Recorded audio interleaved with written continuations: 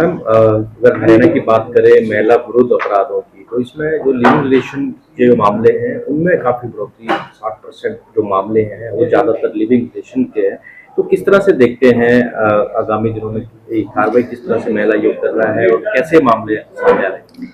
देखिए, अगर हमारे को आप महिला आयोग के नाते पूछें तो मोर देन 13,000 केसेस हो गए हैं पिछले 3-4 सालों में, डिफरेंट तरह के, जिसमें डोमेस्टिक वायलेंस है जिन पर हमने कार्रवाइयां की हैं, जिसमें अधिकतर जो घर टूटे हैं वो लिव इन की वजह से टूटे हैं।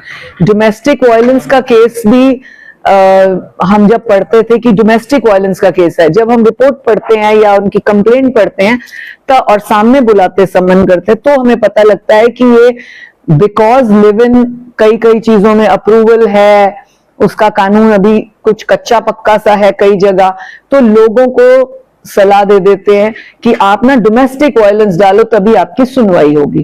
तो जब वो आते हैं तब असली बात पता लगती है, ओहो लिव इन। तो हमने तो वो जो एक डाटा सा बनाया हुआ है ना, डोमेस्टिक वायलेंस ब्रैकेट में हम लिख देते हैं बिकॉज ऑफ लिव इन, तो 60% केसेस वो हो गए हैं। लोग अपने आप को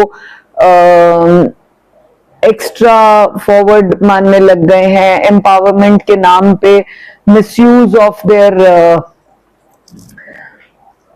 रिलेशनशिप करने लग गए हैं कि नहीं हमारे को तो हम मैच्योर हैं, हम ये कर सकते हैं। बट जितना मर्जी कैसा भी हो रहा हो, हमने at the end of the day देखा है the relationship breaks, it has broken. Crore में एक भी व्यक्ति हो सकता है, एक दो हो भी जाए करोड़ों में, जो अपनी वाइफ और गर्लफ्रेंड के साथ इकट्ठा रह रहा हो।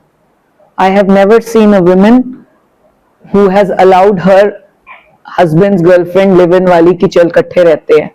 बहुत ही ये फिल्मी बात होगी अगर कोई कहेगा कि इकट्ठा रह लेते हैं, अदरवाइज घर टूटे हैं, उनका एंड महिला आयोग पे या महिला थाने पे हुआ है।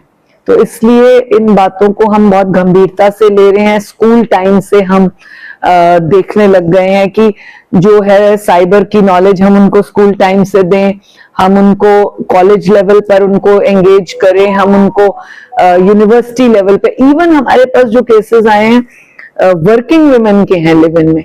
अभी भी आपने देखा, ये महिला जो करनाल की हमारे पास आई है, ये अध्यापिका है, मतलब खुद पैरों पे खड़ी है, लेकिन अपना घर बचा लूं, मेरे बच्चे ना दरबदर हो जाएं, इसलिए ये अपने एसआई पति की मार खा रही है बार बार। हमने आपको पुलिस वाला बनाया है, आप उस पद पे आए हो तो आप जनता की सुरक्षा के लिए हो, ना कि अपनी पत्नी को असुरक्षित कर मारने के लिए। तो ये ताजा मामला नहीं है, इसके पता लगा है कई सालों से इस तरह से मारपीट कर रहा है। तो महिला आयोग के संज्ञान में जो मामला नो 12 इयर्स से उस लड़की के रिलेशन में है, मारपीट कर रहा है। इसको नहीं पता था क्यों, इसको अब कभी एक फोन खुला रह गया और उस फोन पर इसने सुना, तब इसे पता लगा हो ये तो बात ही कुछ और है।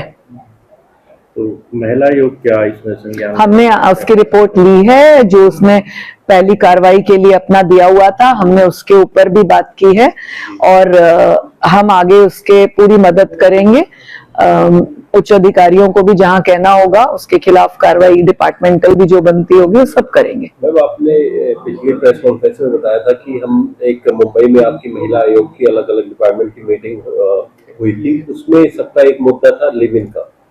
तो एक आईटी वर्ल्ड सेक्टर जो कह सकते हैं एक नॉर्मल से, इस हिसाब से वहाँ ज्यादा थे, यहाँ कम है या कुछ ऐसा? आपका मतलब है दूसरे राज्यों में? जी। नहीं, ऐसा नहीं है। लिव इन का जो सिस्टम है, जो धाराएं हैं, जो तरीका है, वो सब जगह सेम है।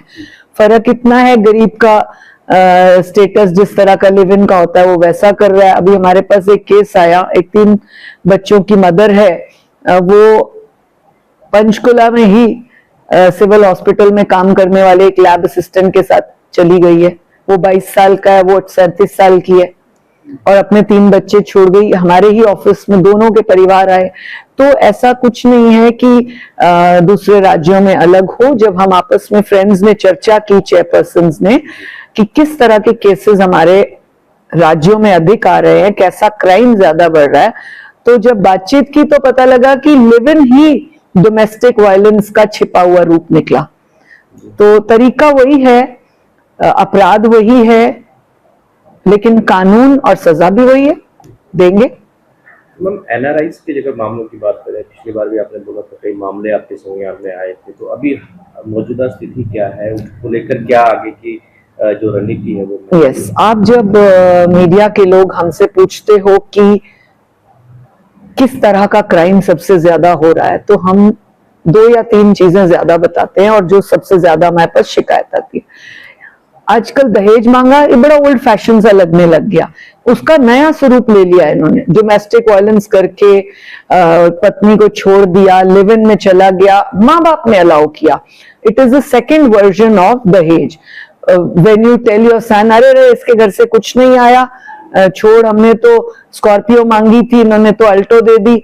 जब ऐसी बातें होती है, दिस इज द सेकेंड, तू जिसको पसंद करता है उसके साथ जा, तू विदेश जा, तू दूसरी जगह रहना चाहता है जा।